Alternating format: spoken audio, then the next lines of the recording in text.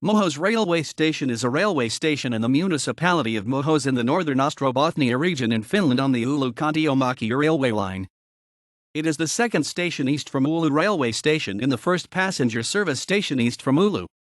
The station was opened in 1927, and it was a staffed station until in 1998 when centralized traffic control was installed. Passenger trains are operated by the national railway operator VR Group.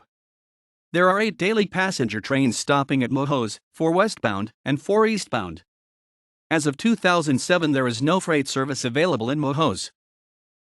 The rail yard at Muhos consists of east-west main track, number 1, with 1,054 meter, 3,458 feet, and 644 meter, 2,113 feet, passing loops on the south side of main track.